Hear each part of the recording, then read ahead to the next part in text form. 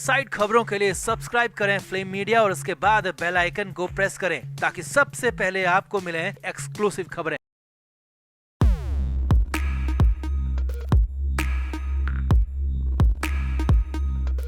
महाराष्ट्र सरकार के मंत्री नवाब मलिक जेल के अंदर बंद है और करीब महीने भर से ज्यादा का वक्त उन्हें सलाखों के पीछे हो चुका है, जबकि इससे पहले नवाब मलिक ईडी की कस्टडी में भी थे, यानी कि लंबा वक्त उन्हें कानून के शिकंजे में हो चुका है।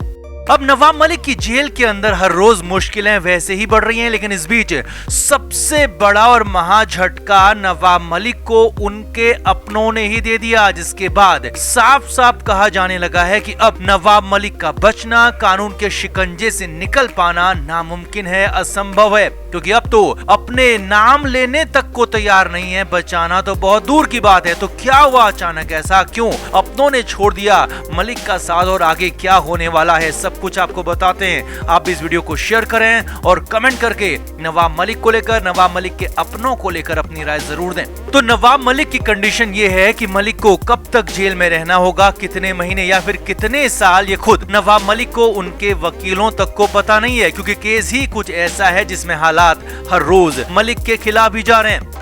अब नवाब मलिक को उम्मीद थी कि उनके वकील तो काम कर ही रहे हैं, साथ ही साथ उनके अपने भी उनका साथ देंगे और उनके लिए हमेशा खड़े रहेंगे, उनके लिए बोलेंगे और उनकी लड़ाई लड़ेंगे। लेकिन यहाँ पर खड़े रहना, पैरवी करना, लड़ाई करना तो बहुत दूर की बात है। नवाब मलिक के अपने उनका नाम तक नहीं लेना चाहते, उनका नाम लेने तक से इनकार कर दिया है। जी हाँ, ऐसा ही कुछ हुआ, इसीलिए तो कहा जाने लगा है कि अब मलिक को बचा पाना असंभव दिख रहा है। तो सिलसिलेवार तरीके से आपको बताते हैं कि आखिर ऐसा क्या हो गया। अब जिस पार्टी में नवाब मलिक हैं, उसी पार्टी के अध्यक्ष शरद पवार ने बीते रोज पीएम मोदी से मुलाकात की। अब ये मुलाकात बेहद खास थी, क्योंकि शरद पवार ने ईडी की लगातार मुंबई और महाराष्ट्र में हो रही कार्रवाई को लेकर ही पीएम मोदी से मुलाकात की। नवाब मलिक को भी जेल के अंदर उनके वकीलों ने बताया था कि शरद पवार साहिब पीएम मोदी से मुलाकात करेंगे और आपको लेकर भी कुछ हल जरूर निकल आएगा, कुछ बीच का रास्ता निकाला जाएगा। लेकिन यहाँ पर हल निकलना तो दूर, शरद पवार ने पीएम मोदी के सामने नवाब मलिक का नाम तक नहीं लिया। जी हाँ, यही खबर है, यही सच है और यही अंदरूनी बात निकल कर आई है। शरद पवार ने पीएम मोदी से मुलाकात की और इस दौरान सिर्फ शिवसेना सांसद और सामना के संपादक संजय राउत को लेकर बात की। संजय राउत और उनके करीबियों पर ईडी ने कार्रवाई की है और करोड़ों की संपत्ति सीज की है, जिसके तुरंत बाद शरद पवार ने पीएम मोदी से मुलाकात की और कहा कि महाराष्ट्र में अन्याय हो रहा है। अब ईडी ने तो नवाब मलिक पर भी एक्शन लिया है, लेकिन शरद पवार ने पीएम मोदी के सामने नवाब मलिक का नाम तक नहीं लिया और सिर्फ संजय राउत की बात की, संजय राउत के खिलाफ हो रही अन्याय की बात की और कहा कि एक पत्रकार और सीनियर सांसद के खिलाफ अन्याय हो रहा है, इसे रोका जाए। जी हाँ, शरद पवार ने पीएम से बात की, शिवसेना नेता संजय राउत के खिलाफ हो रही कार्रवाई का जिक्र किया, इसे अन्याय भी बताया, लेकिन अपनी ही पार्टी के नेता और उनकी पार्टी के कोटे से महाराष्ट्र सरकार में मंत्री नवाब मलिक का नाम तक नहीं लिया, जिक्र तक नहीं किया, जबकि इससे पहले नवाब मलिक को शरद पवार का बेहद करीबी माना जाता रहा है। शरद पवार का हमेशा मलिक पर हाथ रहा है और मलिक भी पवार को अपना गार्जियन कहते रहे हैं, मगर यहाँ तो अपने ही गार्जियन ने नवाब मलिक का साथ छोड़ दिया। पैरवी करना तो दूर की बात है, नवाब मलिक का नाम तक नहीं लिया, जिक्र तक नहीं किया।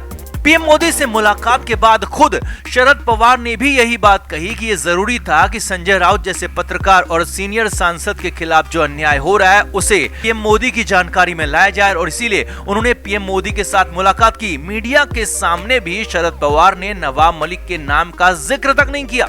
अब शरद पवार ने नवाब मलिक का नाम नहीं लिया, सिर्फ संजय राउत को लेकर ही बात की, तो कई लोगों ने सवाल भी उठा दिया और शरद पवार से ही पूछ लिया, तो फिर आपके लिए नवाब मलिक के कोई मायने नहीं है? नवाब मलिक आपकी लिस्ट से क्या कट चुके हैं और मलिक का क्या आपने साथ छोड़ दिया है? क्योंकि नवाब मलिक पर कार्रवाई को लंबा वक्त हो चुका है, 1.5 महीने का वक्त गुजर चुका है, लेकिन अब तक कोई बात शरद पवार ने कहीं पर नहीं कही, पीएम मोदी से बात नहीं की। लेकिन यहाँ शिवसेना नेता संजय राउत के खिलाफ एक्शन हुआ तो अगले ही रोज पीएम मोदी से मिलने शरद पवार पहुंच गए, इसीलिए अब सवाल खड़े होने लगे हैं। अब यहाँ पर शरद पवार का नवाब मलिक से दूर होने का मतलब भी समझिए, क्योंकि ये मामला बहुत बड़ा है। शरद पवार ने नवाब मलिक का नाम नहीं लिया और मलिक को अकेला छोड़ दिया, तो इसका साफ मतलब है कि अब पार्टी स्तर पर एनसीपी नवाब मलिक की कोई मदद नहीं करेगी। अगर मलिक बरी और बेदाग होकर बाहर निकलते हैं तो फिर तो पार्टी के लिए, शरद पवार के लिए सब ठीक है, लेकिन अगर नवाब मलिक पर आरोप साबित होते हैं तो फिर नवाब मलिक से एनसीपी और शरद पवार पल्ला झाड़ लेंगे और बहुत संभव है कि बहुत जल्द ही नवाब मलिक का मंत्री पद से भी इस्तीफा ले लिया जाए, क्योंकि पवार के अंदाज से यही दिख रहा है। अब ये भी समझिए कि आखिर शरद पवार ऐसा क्यों कर रहे हैं, आखिर क्यों नवाब मलिक से कन्नी काटी जा रही है, आखिर क्यों नवाब मलिक के नाम का जिक्र तक नहीं किया जा रहा। तो उसकी सबसे बड़ी वजह हो सकता है अगला आने वाला चुनाव। जी हाँ, महाराष्ट्र में जो चुनाव होने वाला है उसे लेकर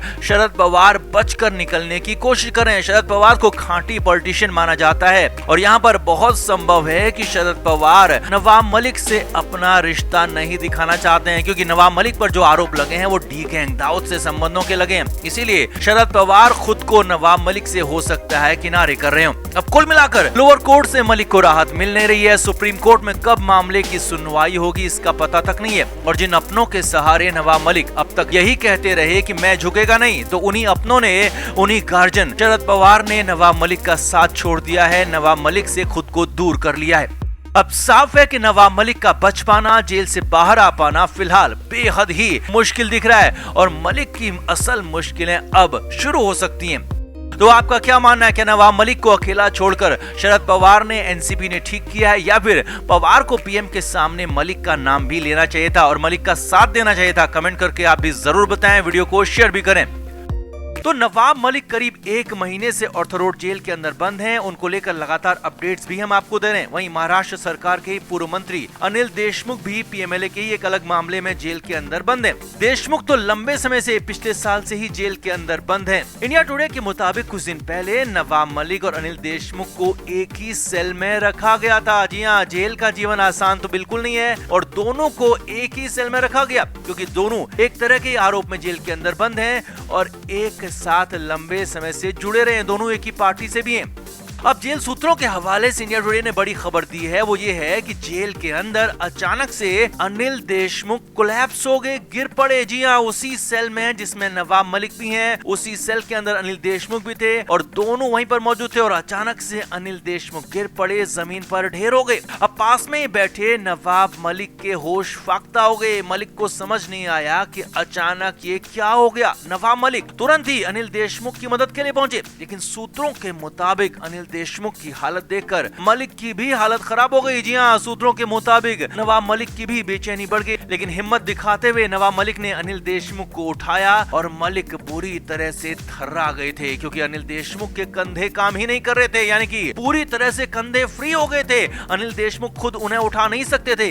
अनिल देशमुख के कंधे डिसलोकेट हो चुके थे, अपनी जगह से हट गए थे। वहां पर तो नवाब मलिक ने हिम्मत जरूर दिखाई और अनिल देशमुख के कंधों को उठाकर वापस उनकी जगह पर लाने की कोशिश की। अब इस कोशिश में कुछ तो सफल हुए, लेकिन अनिल देशमुख के दर्द और चीख की वजह से नवाब मलिक और ज्यादा परेशान हो गए। तुरंत ही जेल के अधिकारियों को भी इसका पता लगा और तुरंत ही वो वहां पहुंचे और अनिल देशमुख को आनंद फानन में मुंबई के जेजे अस्पताल में भर्ती कराया गया, जहां पर वापस से उनके कंधों को वापस उनकी जगह पर लाया गया। और वहीं जाकर जेल अधिकारियों को भी ये पता चला कि अनिल देशमुख के परिवार में कंधा डिसलोकेट होने का इतिहास है और उनके घर में कई और लोगों का भी कंधा डिसलोकेट होता है। अब अनिल देशमुख तो अस्पताल पहुंचा दिए गए, उनका इलाज भी चल रहा है और ठीक होने के बाद उन्हें फिर से ऑर्थर रोड जेल भी लाया जाएगा। लेकिन जेल के अंदर ये सब कुछ देखकर, ये सब कुछ सामने देखकर, अनिल देशमुख की हालत देखकर नवाब मलिक बेचैन हो गए।